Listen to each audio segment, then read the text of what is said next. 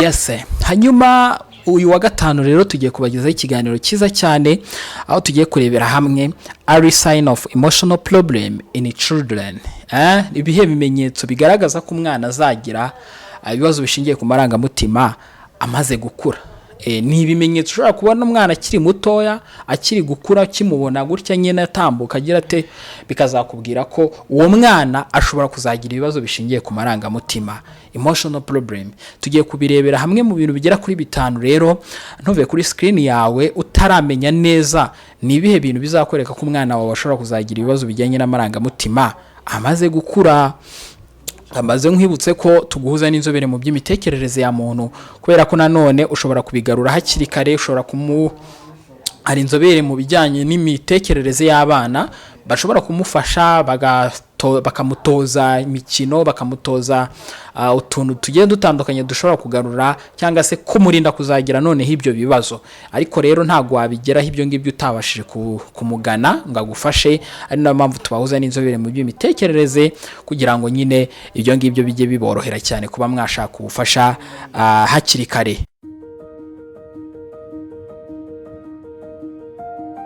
Ibi byose tubigarukaho hano kuri Muhire PsychActor, tukagenda twungurana ibitekerezo, ibintu bikagira bikarushaho kumera neza cyane. By'umwihariko ni ikiganiro Psychology for Better Life, tugaruka muri ibyo byose kuva kuwa mbere kugera kuwa gatanu. By'umwihariko mu gace ko kuwa gatanu tugaruka ku bijyanye n'imirerere n'imikurire y'abana. Bijyanye n'imirerere n'imikurire y'abana byose tugenda tubigarukaho buri wa gatanu. Uyu munsi rero tubazaniye ingingo nziza cyane, ingingo ikomeye, ingingo y'ingenzi cyane mu mikurire y'abana. Ni gute emotional problem zitangira mu bana, ibibazo bijyanye n'amarangamutima umuntu ashobora kugira amaze gukura, ni gute bitangirira mu bwana. Ibyo byose nibyo tugiye gusesengura.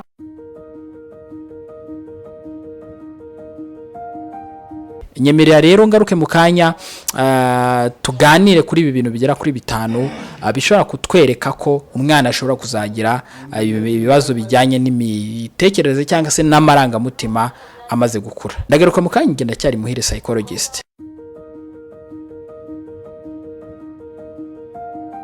Ikintu cya mbere kizakwereka ko umwana ashobora kugira ibibazo bishingiye ku marangamutima, sudden change in behavior. Ari gihe umwana uba umufite ari mu myaka 5, 7 ingahe, ukabona atangiye kugira imyitwarire itari myiza, atangiye kurwana n'abandi bana, atangiye gukubita abandi bana, atangiye gusuzugura, atangiye gusubira mu ugasanga n'ababyeyi ntabatinya, ugasanga nyine imyitwarire isa nkaho yatangiye guhinduka mu buryo bumwe cyangwa se ubundi. A child who was once cheerful and active may suddenly become withdrawn, unusually quiet, irritable or aggressive. In Rwanda, parents and teachers may dismiss this change as a stubbornness, but they can be a sign of emotional distress. Yes, bijya bibaho nyine, ugasanga nk'ababyeyi cyangwa abarezi bari kubona umwana agira imyitwarire yahindutse, bakagira ngo ni ukuderanja bimwe biraho by'abana. Ariko buri iyo umwana yatangiye guhindura imimerere, uburyo akinamo n'abandi, uburyo asabana n'abandi, fasha umwana uri kubona atangiye kwigunga, atangiye kuba ari wenyine kuruta uko ari kumwe n'abandi, aho biba biri kukugaragariza ko ashobora kuzagira ibibazo bijyanye n'amarangamutima mu gihe kiri imbere. Ubukwiye kugira icyo bikoraho hakiri kare. A significant change in a child's usual behavior is often more important than the behavior itself. Tuvuge niba umwana ahinduye akagira imyitwarire yo kujya kubita abandi bana, wihangana nuko ari gukubita abandi bana ngo bimuhore cyangwa se wibaze ko ari umuderangeri, ahubwo banza wite kuki bihindutse. Kuki imbere atakubitaga abandi bana ubu akaba ari bwo ari kubakubita? Kuki imbere yakinaga n'abandi bana ubu akaba ari kubahunga cyangwa se no kubakubita ababuza ko bakina? Cyangwa se kuki imbere yari umwana utanga ubu ngubu akaba asigaye yimana? Utwo tuntu twose uba ugomba kutwitaho cyane, kubera ko tuba dufite ikintu dushobora kukubwira. Ikintu cya kabiri, loss of interest in play and school. Children naturally enjoy playing, learning, and interacting with others. If a child no longer enjoys favorite games, avoid friends, or lose interest in school activities, it may indicate sadness, anxiety, or another emotional challenge. Icyo nacyo ni ikintu gikomeye cyane.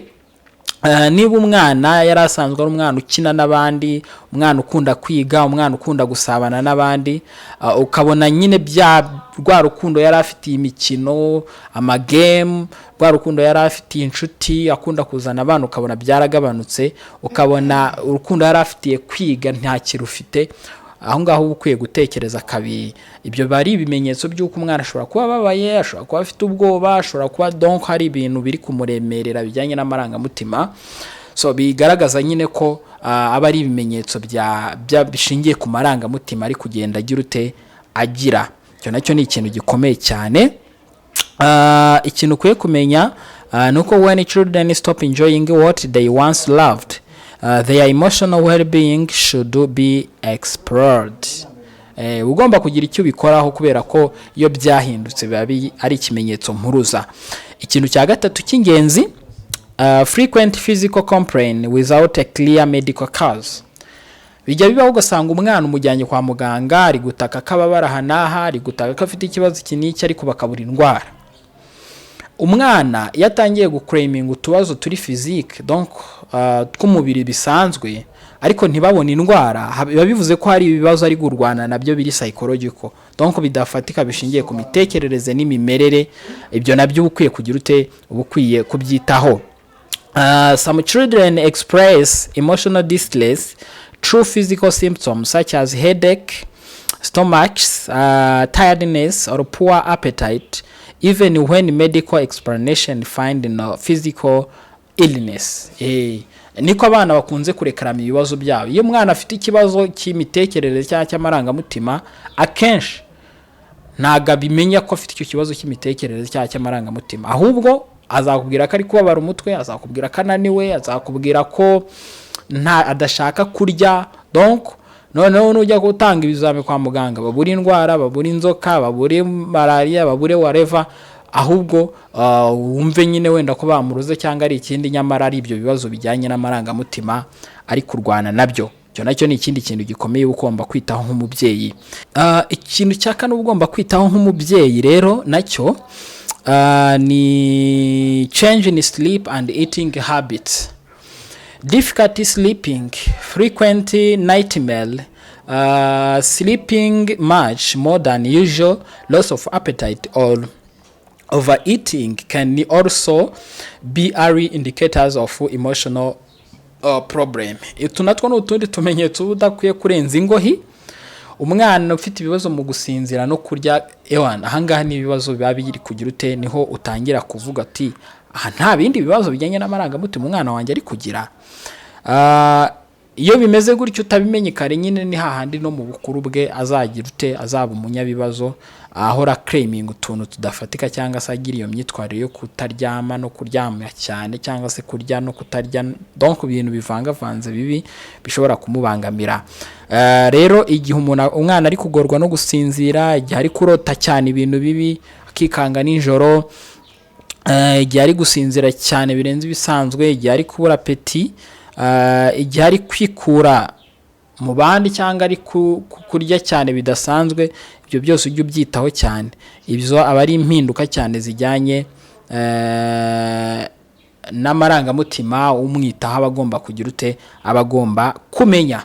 Ikintu cya gatanu gishobora kugaragaza ibimenyetso by'ibibazo bishingiye ku marangamutima ku mwana, increased fear, worry and clinginess.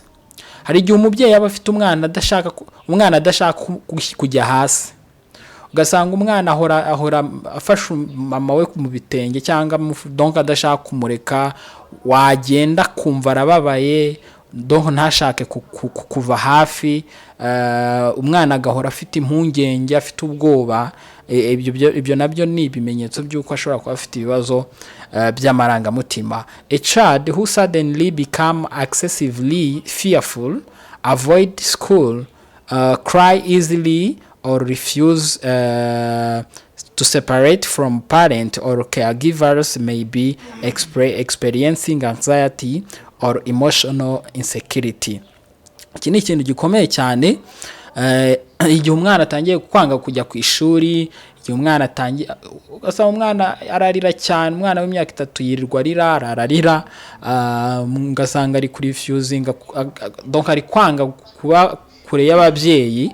Akenshi ibyo ngibyo yabigaragaza ko afite ibibazo by'ubwoba cyangwa se emotional insecurity, ubwoba cyangwa nyine ibyo bibazo byo kuba atari kubasha kugenzura amarangamutima ye neza. Ibi rero bikunze kubaho cyane nyuma y'ikibazo gikomeye nk'abakimbirane yo mu muryango. Uriya abana barareba kandi bagira ubwoba. Iyo wowe n'uwo mwashakanye muri gukimbirana, umwana babibona. Iyo hapfuye umuntu mu muryango cyangwa mwabuze umuntu, umwana babibona. Iyo mu rugo hari ikibazo cy'ubukene, umwana buri harabibona. Umwana abona mutakirya umugati wa mu gitondo kandi mwana ufataga sugira ngo ntabibona. Ibyo byose rero hari igihe bimutera ubwoba, akaba yatangira kugira akaba yatangira kugaragaza bino bimenyetso bishingiye ku marangamutima, ariko bikagaragarira mu bifatika, mu bigaragarira amaso. So guys, ngana ku musozo sinabura kubaha ino message y'ingenzi. Children may not always say I'm struggling. Instead they show it through change in behavior, emotions, sleep, appetite and school performance. Yego, abana ntago bazaza bakubwira ngo ndumva mfite agahinda, ndumva mfite ubwoba, ndumva mfite stress. Reka ntago ibyo abana babimenya, nta nubwo bamenye inyito yabyo. Ahubwo uzabibonera mu myitwarire yabo, marangamutima, buryo bari gukururwa n'ishuri cyari bari kuryanga, amanota bari kugira. Ibyo byose nibyo bizajya bikwereka ibibazo umwana ashobora kuba afite utabizi. The early parents, teachers and caregivers recognize the sign. The sooner children can receive the support they need to grow into emotionally healthy adult. Ibi nibyo nyine mpora mbabwira, iyo ibibazo bimenye hakiri kare ukagira icyo bikoraho, ababyeyi bakabimenya hakiri kare, ibyo byose biri kuba ari nayo mpamvu kino kiganiro tuba twakibagejejeho kugira ngo nyine mujye mubyitaho mubimenye, nibwo ubasha kwita ku mwana wawe akazakura ari umuntu ukomeye mu marangamutima, akazakura ari umuntu ukomeye mu bitekerezo, ubasha gufata icyemezo, ubasha guhitamo, ubasha gukora buri kimwe cyose cyatuma aba umuntu muzima ufunctioning, ukora kandi agahangana n'ibibazo.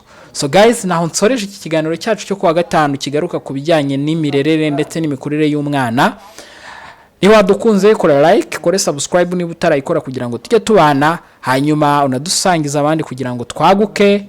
Nkibutsa ko tuguhuza n'inzobere mu by'imitekerereze ya muntu, yaba ushaka umu therapist w'abana, ma couple, muntu ku giti cye, donc buri mwe wese ushaka ushobora kutwandikira cyangwa se ukaduhamagara hanyuma tukagufasha. Rero ikiganiro cyacu nakagaruka,